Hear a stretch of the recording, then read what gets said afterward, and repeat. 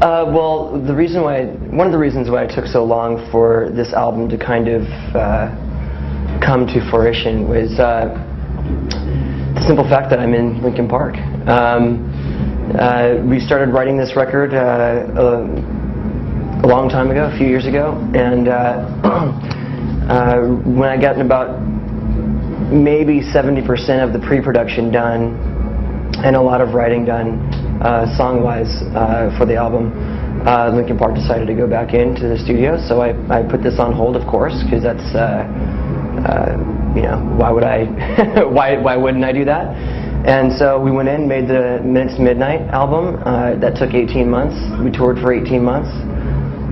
And I got to work immediately on this, finishing this album after we finished touring for Minutes to Midnight.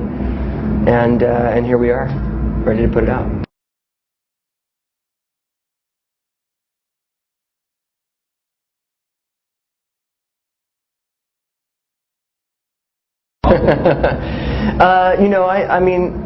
I take enough time to myself. I like to stay busy. I have a large family, and so I'm used to things being a little hectic. And so I don't really think of what I do as working. I really enjoy what I do. I think mentally I call it working to kind of justify it. But I mean, really, I'm making music. I'm hanging out and being creative and doing things at my pace. And I think that it doesn't really seem like I'm overworking myself.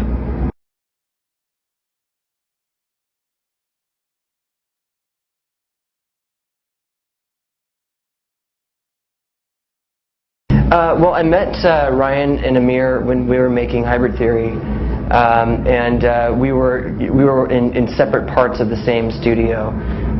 So they were working on their album, I was working on Hybrid Theory. Ryan heard me like screaming some vocal part, wandering up and down the halls, came over and started talking to me, and we became friends, pretty much instantly. And so over the course of the last 10 years or so, Ryan's been around me a lot, and we hang out quite a bit. And so when I started writing these songs, he kind of gave me the little push is to either do something, take them to Linkin Park, or do something with them on your own. And I really felt like the feeling of a lot of these songs were a little different for Linkin Park at the time. Had I started writing these songs now, I think maybe they'd be maybe a little different. It's different now than it was, after we had written Meteora in Hybrid Theory. So he kind of gave me the push, and so I said, okay, well, why don't you and Amir, Orgy had already broken up, and they were kind of working on the early phases of their band, Julian K.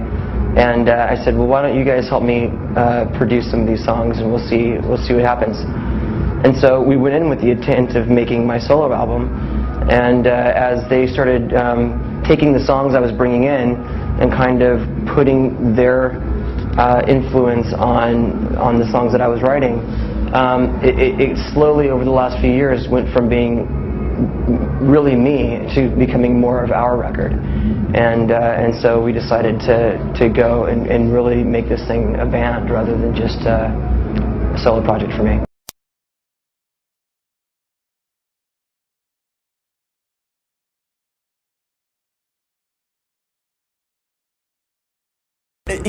Yeah, the name did come from partying too hard. That's not a rumor. I think when I came up with the name Snow White Tan, I heard it, obviously many times listening to David Bowie, and I thought it was just really fitting. I liked the visual that I got when I heard that lyric, because I felt it fit what we were doing. I felt it kind of kind of put into words what our lifestyle was like. I mean, we never really came out at night or during the day. We came out only at nights, and whether it was working or not, we didn't really see much of the daylight for a long period of time. So we came up with Snow White Tan, but I didn't feel it was aggressive enough because it was a very dark period of my life, and it was very self-destructive, and I felt like Snow White Tan had a little bit too much of poetry in it, and so I decided to change the name, and Dead by Sunrise was what we chose.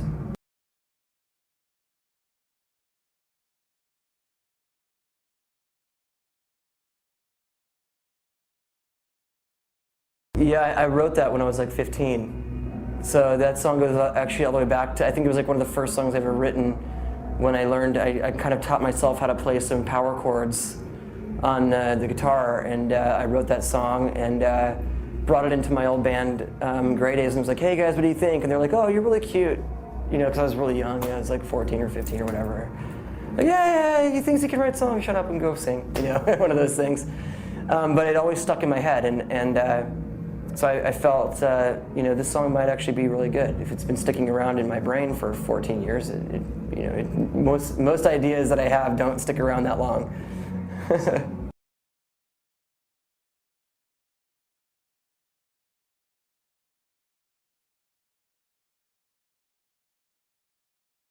I never really stopped writing. I'm always writing. You know, I filter through a lot of things.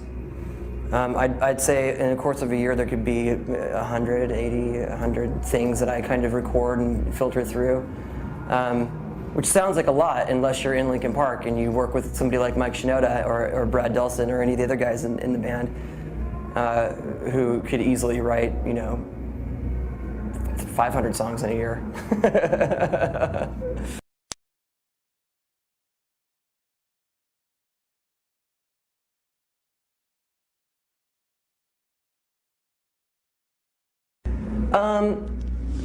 Fierce competition. I would say that there's a healthy degree of pressure that we put on each other to write good songs, and I think that's why we write so many. You know, because you know, being in we've consistently wrote more and more and more to make an album than we did in the beginning, and so. I think that by doing that, you know, you really get a chance to listen to everything and not just rest on something that you feel is okay or pretty good, but it forces you to kind of, when you write a great song, that's where you set the bar at its lowest, and you say, okay, these songs have to at least be as good as this song, and so it challenges us.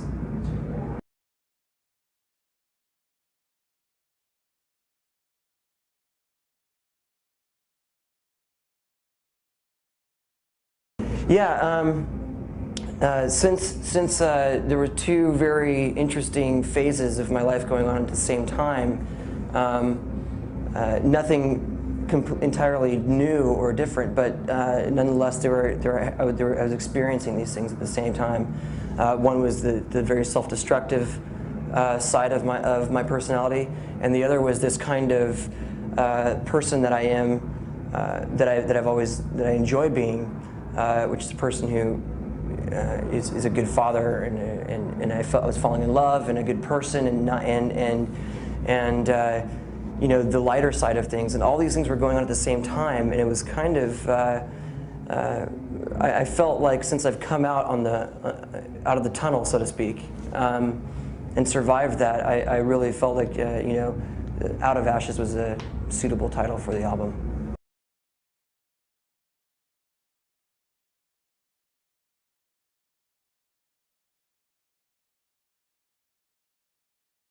If I had given these songs over to Linkin Park today, if I had wrote these songs and given them over today, they would not sound the way they sound on this album. There's a grunginess, like a grungy rock feeling to the album that LP typically kind of tries to stay away from stylistically. I personally really like that style, and I grew up loving it, and so you know, it doesn't. It's not something that I try to go, you know, let's. I'm not really feeling that. So I do feel like stylistically there's a big difference between Dead by Sunrise and Linkin Park. But there are some songs on this record that I feel like could easily be a Linkin Park track if we had given put our stamp on it. Songs like Too Late, Into You, or let down, perhaps, could have been transformed into a Linkin Park song. They definitely would have lost some of the personal, the more personal aspects that I've put into the songs. You know, for obvious reasons, I would have been writing the lyrics with Mike. The band would have changed some things musically, I'm sure, or come up with something different in terms of texture and stuff in the music. So there is a big difference between Linkin Park and Dead by Sunrise.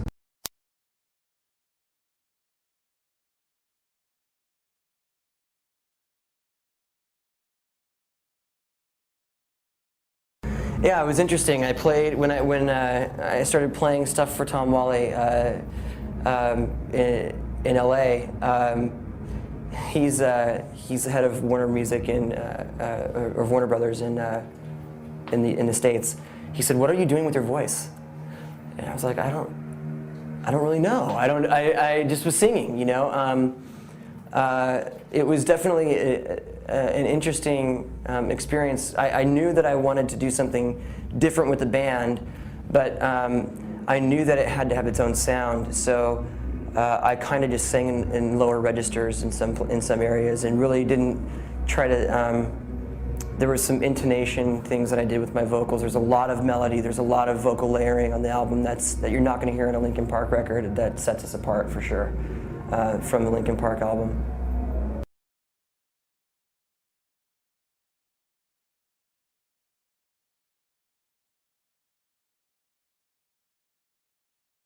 Yeah, they all have a copy of the album.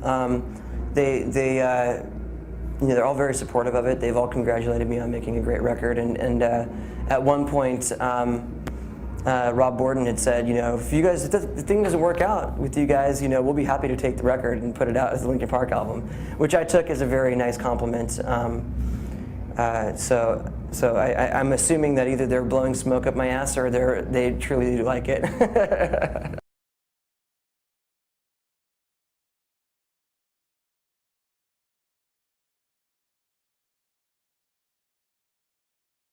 No, you know, I've made myself very clear very early on when I started working on this project myself that you know, this wasn't going to be anything that would ever interfere with what Linkin Park was doing. And I think, you know, by stopping the album process and going in and making a Linkin Park record was a pretty good indication that this was something that I'd make happen on my own time when and if it could ever be done.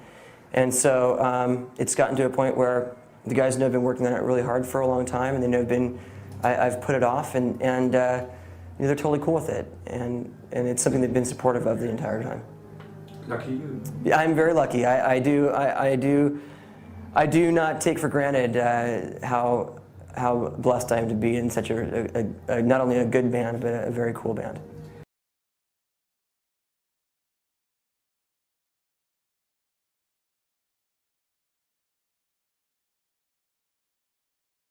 Well, I think a proper tour in terms of how Linkin Park normally tours is probably not going to happen.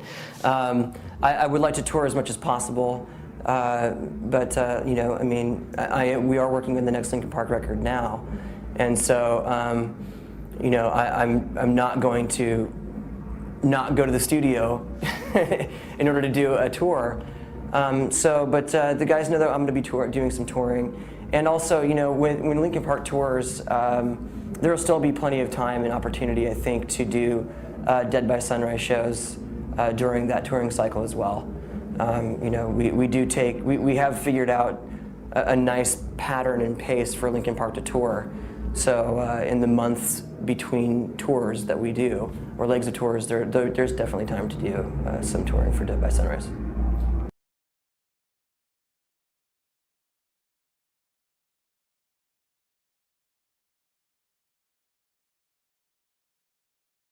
I'll be doing a little preview of some of the songs of the record. We're performing Fire, Crawl Back In, and My Suffering at some of these shows, a handful of shows during Linkin Park set, and it's been quite interesting watching the crowd react to what we're doing up on stage.